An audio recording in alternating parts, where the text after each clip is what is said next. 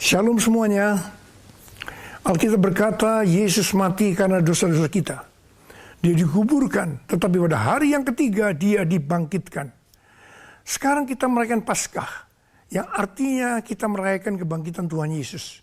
Yang artinya kita merayakan kemenangan Tuhan Yesus atas maut. Tuhan Yesus adalah pemenang. 1 Yohanes 2 ayat 6 berkata, barang siapa mengatakan bahwa ia ada di dalam dia, ia wajib hidup sama seperti Kristus telah hidup. Tuhan Yesus menghendaki agar kita menjadi pemenang. Menang terhadap dosa, menang terhadap iblis, menang terhadap daya tarik dunia, menang terhadap sifat kedagingan kita, supaya kita masuk surga. Karena Tuhan Yesus bangkit, maka kuasa kebangkitannya akan memampukan kita menjadi pemenang. Di dalam Wahyu pasal 2 dan pasal 3, Tuhan Yesus memberikan pesan kepada 7 sidang jemaat. 7 sidang jemaat ini menggambarkan gereja sepanjang masa, termasuk gereja pada zaman now. Jadi ini merupakan pesan Tuhan Yesus kepada kita semua. Pesan Tuhan Yesus itu selalu diakhiri dengan perkataan, barang siapa bertelinga, hendaklah mendengarkan apa yang dikatakan oleh Roh kepada jemaat-jemaat. Barang siapa menang, Tuhan Yesus akan memberikan upah. Upahnya adalah masuk surga.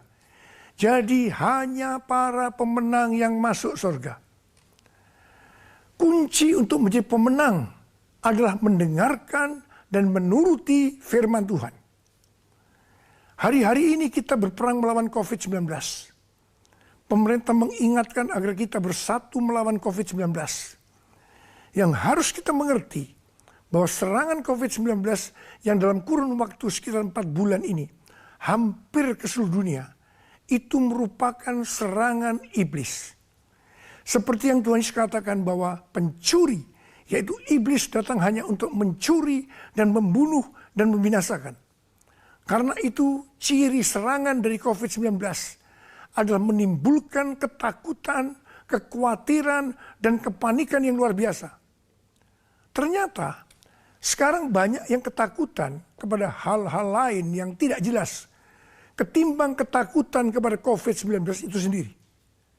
Kalau hal ini berlarut-larut, maka akan terjadi orang yang meninggal karena ketakutan akan lebih banyak daripada COVID-19 itu sendiri.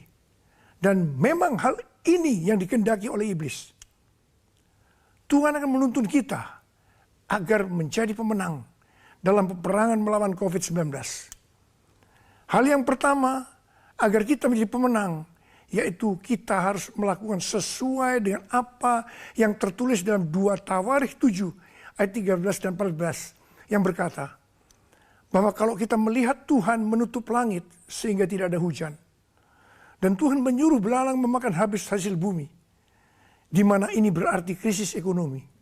Juga kalau kita melihat Tuhan melepaskan penyakit sampar di antara umat Tuhan, di mana ini berbicara tentang COVID-19, maka Tuhan meminta kepada kita agar kita merendahkan diri, berdoa, mencari wajah Tuhan, dan berbalik dari jalan-jalan yang jahat.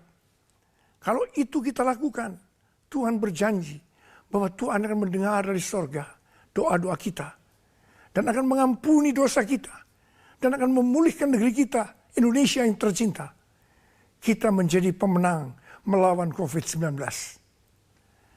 Hal yang kedua, agar kita menjadi pemenang adalah menengking COVID-19.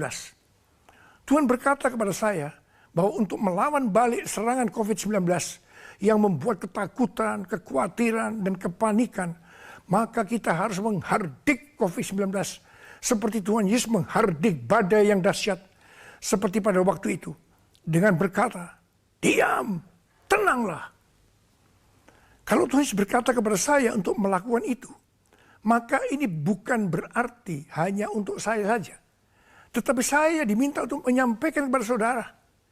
Karena itu, mari saya akan mengajak saudara sekarang untuk bersama-sama menghardik COVID-19 dan berkata, dalam nama Tuhan Yesus, diam, tenanglah. Harap dicatat, apa yang kita lakukan ini adalah Alkitabiah. Tuhan Yesus berkata dalam Yohanes 14 ayat 12, aku berkata kepadamu, Sesungguhnya barang siapa percaya kepadaku, ia akan melakukan juga pekerjaan-pekerjaan yang aku lakukan. Bahkan pekerjaan-pekerjaan yang lebih besar daripada itu. Sebab aku pergi kepada Bapa. Selama 14 tahun saya melakukan 318 kali kebaktian kesembuhan ilahi. Tuhan selalu menyuruh saya untuk menghardik penyakit-penyakit yang datang menyerang kita dalam seluruh aspek kehidupan kita. Kalau berbicara tentang penyakit, itu bukan penyakit secara fisik saja, tetapi juga secara mental atau kejiwaan. Seperti ketakutan, kebingungan, tidak tahu apa yang harus diperbuat, depresi. Juga penyakit yang menyerang hubungan suami istri, hubungan orang tua dan anak, hubungan antar keluarga. Juga penyakit yang menyerang ekonomi. Setiap kali saya akan menghardik di dalam nama Tuhan Yesus. Dan ternyata banyak yang disembuhkan. Dan banyak orang yang diselamatkan. Setiap kali saya KKR, firman Tuhan yang saya sampaikan pasti tentang Injil. Sesuai dengan Markus 16 ayat 15 sampai dengan 18. Bahwa mujizat dan kesembuhan adalah tanda-tanda yang menyertai orang yang menginjil. Jadi kesembuhan yang terjadi itu dilakukan oleh Tuhan Yesus sendiri. Karena saya memberitakan Injil. Hal yang ketiga, agar kita menjadi pemenang adalah melakukan seperti yang Daud lakukan. Pada zaman Raja Daud, Tuhan pernah menghukum orang Israel dengan penyakit sampar. Ada 70.000 orang yang mati. Tulah sampar ini berhenti setelah Daud melakukan dua hal.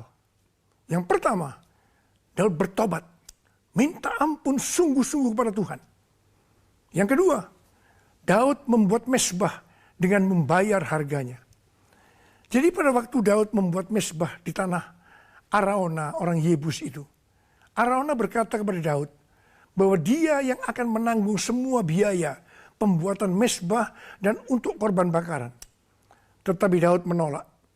Dan dia berkata bahwa dia akan membuat mezbah dengan cara membayar harganya.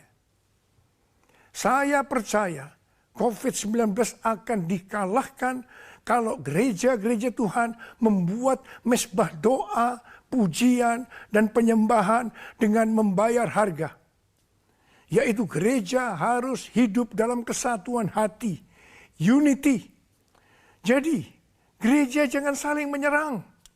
Gereja jangan saling menyalahkan. Gereja jangan saling menjelekkan. Gereja jangan saling menghakimi. Mari kita melakukan seperti yang pemerintah anjurkan, yaitu bersatu melawan COVID-19.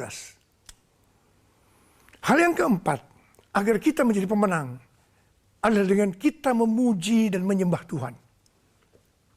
Paulus dan Silas di penjara karena menyembuhkan anak perempuan yang mempunyai roh tenung. Paulus dan Silas dicambuk, tangannya dibelenggu, kakinya dipasung, dan ditempatkan dalam penjara bagian tengah dengan penjagaan yang ketat. Pada waktu tengah malam, mereka menyanyikan puji-pujian kepada Tuhan dengan suara keras, sehingga orang-orang hukuman lain mendengarkan mereka. Tiba-tiba terjadi gempa bumi yang hebat. Sendi-sendi penjara goyah. Dan seketika itu juga terbukalah semua pintu. Dan terlepaslah belenggu mereka semua. Paulus dan Silas bebas. Mungkin ada di antara saudara yang terbelenggu. Terpasung oleh ketakutan, kekhawatiran, kepanikan. Karena pandemi COVID-19. Saudara harus banyak memuji dan menyembah Tuhan.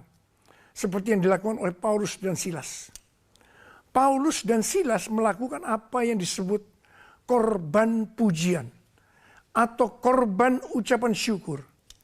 Sesuai dengan 1 Tesalonika 5 ayat 18. Maka kita harus mengucap syukur di dalam segala hal.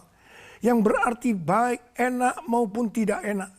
Karena itulah yang dikehendaki Allah dalam Kristus Yesus bagi kita.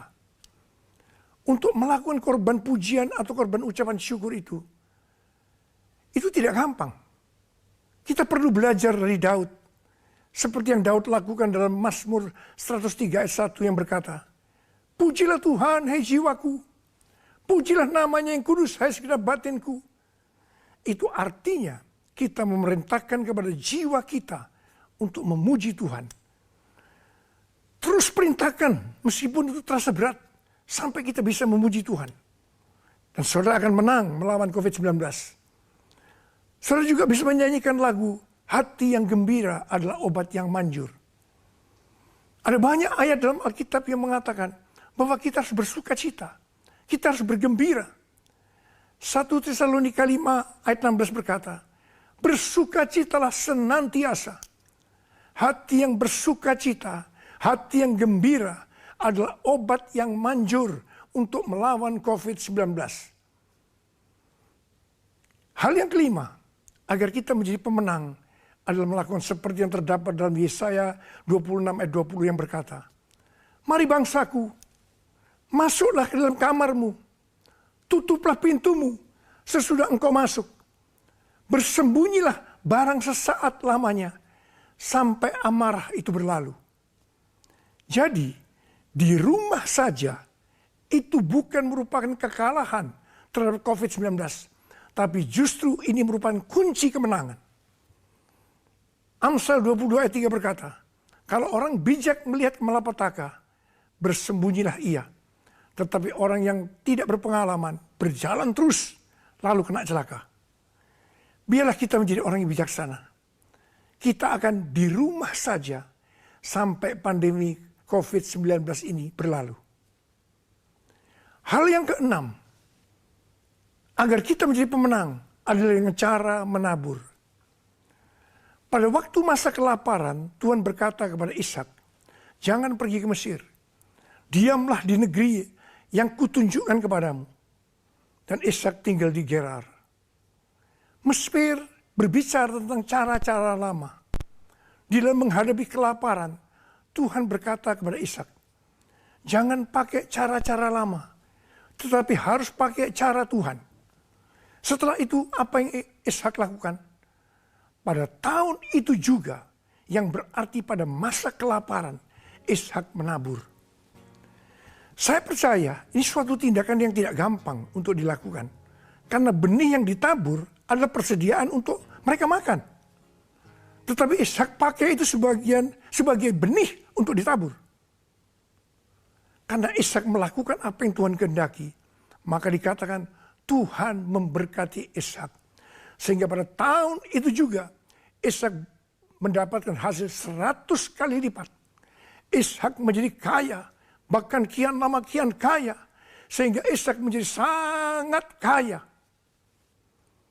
Hari-hari ini kita berada dalam krisis ekonomi sebagai dampak dari pandemi COVID-19. Justru pada waktu krisis ekonomi ini kita perlu bersama-sama bersatu menabur untuk menjadi berkat bagi sesama.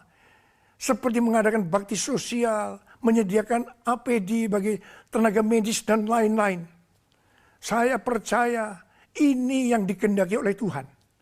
Dan saya percaya seperti Tuhan memberkati Ishak, saudara juga akan diberkati dalam krisis ekonomi ini. Berarti saudara menang atas dampak yang diakibatkan oleh COVID-19, yaitu krisis ekonomi. Mari, pada kesempatan ini, saya akan mengajak saudara, mari kita menabur justru di dalam masa sulit ini. Tetapi dengan kita menabur, seperti apa yang dialami oleh Ishak, justru kita akan diberkati oleh Tuhan berlimpah-limpah dalam masa krisis ekonomi ini. Tuhan Yesus memberkati saudara.